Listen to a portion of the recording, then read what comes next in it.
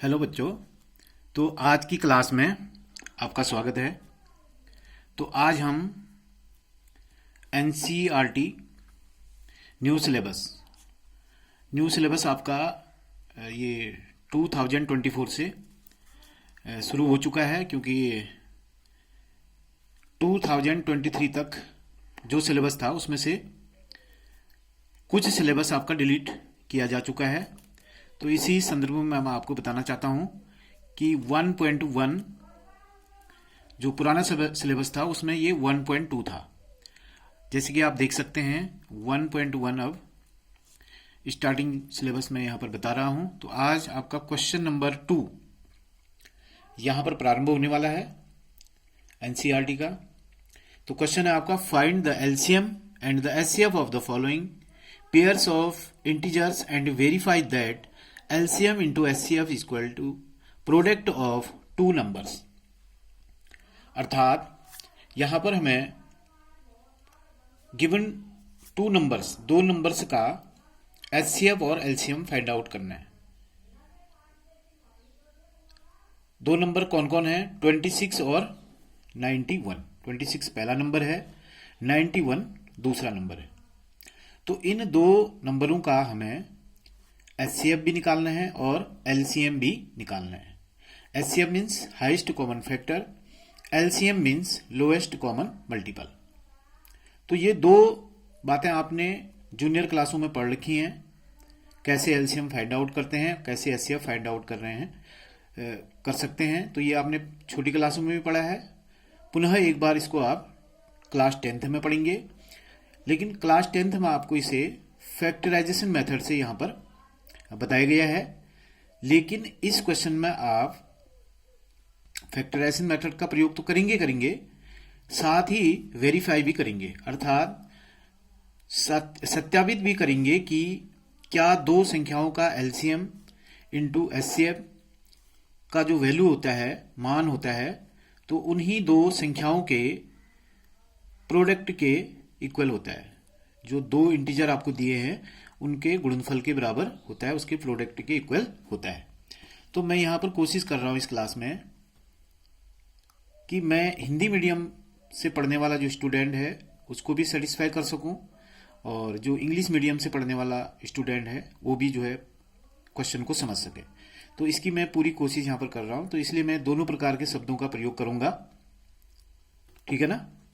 तो हमारे पास क्वेश्चन है स्टूडेंट 26 एंड 91।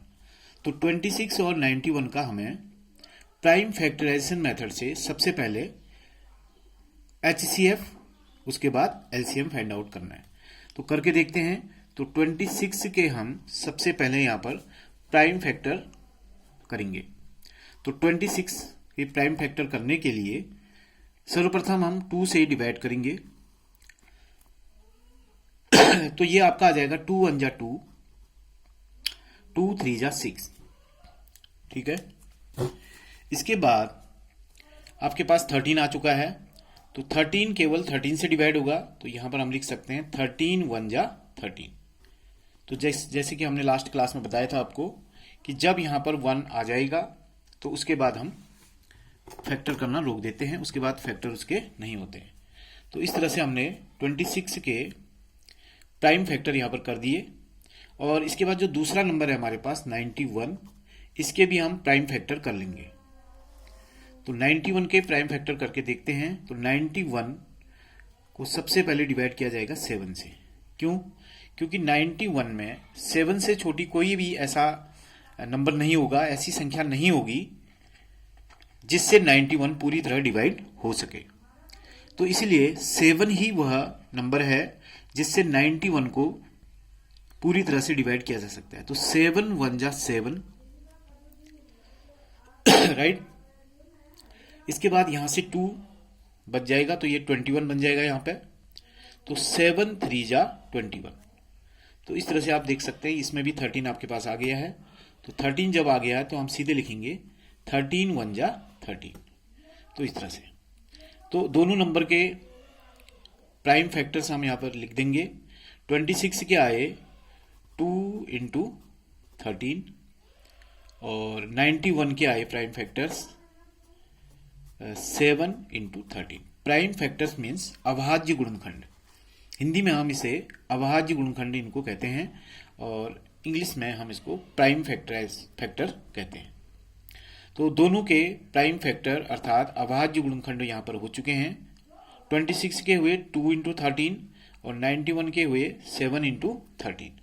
अब हम बारी बारी से एचसीएफ और एलसीएम फाइंड आउट करेंगे।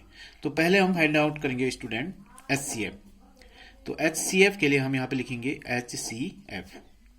तो एचसीएफ में क्या रूल है, जैसे 13 आप देख सकते हैं 26 के भी प्राइम फैक्टर में है और 91 के भी है। तो ऐसा नंबर जो दोनों में कॉमन होता है, कॉमन मीन्स जो नंबर दोनों में होता है, वो कौन है? 13 है। देखिए 13 इधर भी है और 13 इस वाले में भी है। तो 13 को हम यहां पर लिख देंगे अर्थात जो कॉमन है। उसके बाद देखते हैं ये 2 यहां पर है इस वाले 26 के फैक्टर में और यहां 91 के फैक्टर में कहीं पर भी नहीं है। इसी प्रकार 7 की बात करें तो 7 भी 91 के फैक्टर में है लेकिन 26 के नहीं है। तो इसका मतलब ये हुआ कि 2 भी कॉमन नहीं है और 7 भी कॉमन नहीं है। तो 2 और 7 में से हम यहां पर नहीं लिखेंगे। तो इस क्वेश्चन में आप देख सकते हैं जो एचसीएफ होगा आपका वो केवल जो है इन दो नंबर्स का कितना होगा? 13 होगा। ठीक है, इतनी बात समझ में आ गई। इसके बाद हम बात करेंगे एलसीएम की।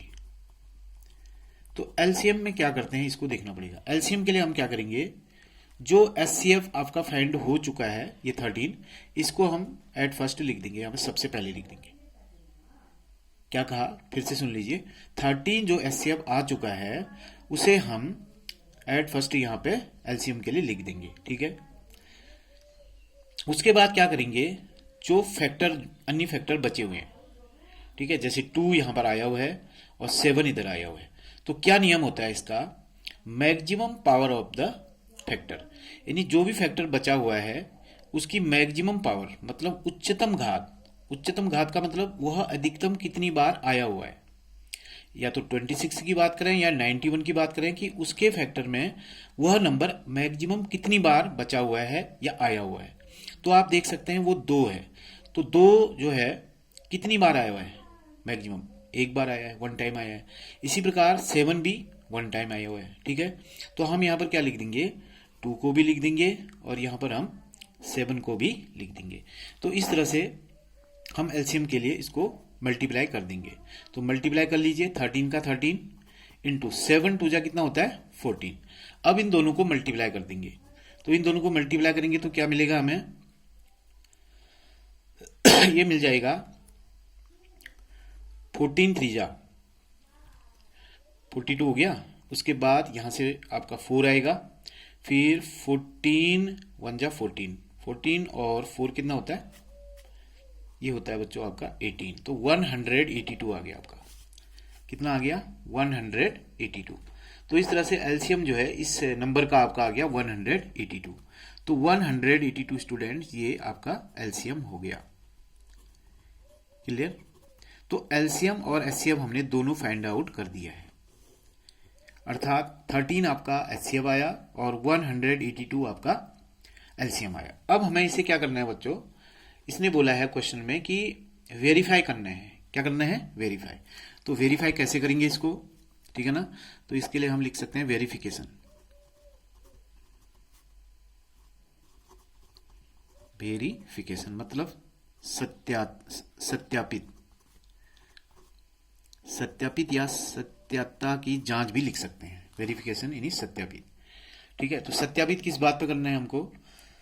हमें इस बात पे सत्यापित करना है कि जो एलसीएम और एचसीएफ हमने फाइंड आउट किया है कि वो सही है या नहीं है, इस बात की हमें यहां पर जांच करनी होती है। ठीक है ना? तो कैसे करते हैं, देखिए इसके लिए हमारे पास एक फॉर्मूला है। फॉर्मूला क्या है? देखिए फॉर्मूला ये समझ सकते हैं आप, इस तरह से मैं लिख रहा हूं इसको, first number into second number, second number is equal to HCF into LCM. ये फार्मूला है, ठीक है ना? फर्स्ट नंबर मीन्स पहली संख्या, सेकंड नंबर मीन्स दूसरी संख्या। यानी जो पहली संख्या है और जो दूसरी संख्या है, मतलब first number into second number, इन दोनों नंबर्स का एचसीएफ इंटू एलसीएम, ठीक है ना। एचसीएफ को हिंदी में क्या बोलेंगे, मॉसो, और एलसीएम को बोलते हैं लॉसो। तो इस तरह से हम इस फॉर्मूले को शॉर्ट में ऐसे भी लिखते हैं, A into B is equal to H into L. हमें ऐसे बार बार लिखने की कोई आवश्यकता नहीं है, हम सीधे लिखेंगे A into B is equal to H into L. मतलब A means first number, B means second number, into equal to H means HCF, L means LCM. तो हम क्या करेंगे, फर्स्ट नंबर हमारे पास क्या था 26 और सेकंड नंबर था आपका 91। इसी प्रकार से एचसीएफ आया था 13 और एलसीएम आया था स्टूडेंट 182। अब इन दोनों को हम मल्टीप्लाई कर लेंगे, ठीक है ना। अब हम मल्टीप्लाई करके देखेंगे, जैसे हमने 91 को 26 से मल्टीप्लाई करना है, तो इस तरह से हम साइड में रफ में जाकर के कर सकते हैं। तो 6 1 जा 6, 6 9 जा 54, और ये आया 2 1 जा 2, 2 9 जा 18। तो 6 6 13 और यहां से करी आया 2, तो यहां पर हम 2 लिख देंगे, ठीक है। ये तो हो गया आपका LHS, product of LHS, LHS का गुणनफल 2366, इस तरह से आ गया आपका, ठीक है। अब हम इसी तरह से RHS का भी चेक कर लेंगे। तो RHS आपका क्या है 182 इंटू क्या है 13 है, ठीक है। इन दोनों को भी मल्टीप्लाई करेंगे, 3 2 जा 6, ठीक है, 3 8 जा 24, यहां से 2 आएगा, 3 1 जा 3, 3 प्लस 2 5, फिर 1 2 का 2, 1 8 का 8, 1 का 1, इसको भी ऐड कर लेंगे 6 6 और 3, इसके बाद यहाँ पर आ गया 2। तो आप देख सकते हैं राइट साइड में भी आपका आया 2366 यानी 2366। इट मीन्स हम यहाँ पर लिख सकते हैं LHS is equal to RHS, ठीक है। अब यहाँ लास्ट में लिख सकते हैं हेंस प्रूव्ड, यानी सत्यापित हो चुका है, मतलब वेरीफाई हो चुका है। क्या वेरीफाई हो चुका है, वेरीफाई ये हो चुका है बच्चों कि जो हमने एचसीएफ और एलसीएम फाइंड आउट किए थे 13 और 82 बिल्कुल क्या है, वे सही हैं, ठीक है ना। कैसे पता चला, क्योंकि हमें इस फॉर्मूले ने बताया, इस फॉर्मूले में हमने पुट किया ए की जगह पर फर्स्ट नंबर, बी की जगह पर सेकेंड नंबर, और इधर राइट साइड में हमने एच की जगह पर 13, एल की जगह पर 182 पुट करके देखा। तो मल्टीप्लाई करने के बाद हमने पाया कि LHS इक्वल टू RHS आया। मतलब जितना राइट हैंड साइड है उतना ही जो है लेफ्ट हैंड साइड भी आपके साथ पास आ गया। तो इससे ये वेरीफाई हो गया बच्चों कि ये जो एलसीएम 13 है और 182 है हमारे बिल्कुल क्या है, राइट है, सही है, ठीक है। तो इस तरह से हम लास्ट में लिख देंगे हेंस प्रूव्ड। तो ये क्वेश्चन आपका कंप्लीट हो गया इस तरह से, ठीक है। इसी प्रकार इसमें 2 क्वेश्चन और हैं, तो ये 2 क्वेश्चन आप अपने आप बना सकते हैं, और नहीं आने पर आप कमेंट कर सकते हैं कि अगर नहीं आता है तो अगला क्वेश्चन हमें बता दिया जाए। नहीं तो आप देखेंगे सेम ऐसे ही है, जैसे ये क्वेश्चन बनाया गया है सेम इसी तरह से आप अगला क्वेश्चन बनाएंगे। 2 क्वेश्चन है इसके बाद, तो वो आपको अच्छे से समझ में आ जाएगा।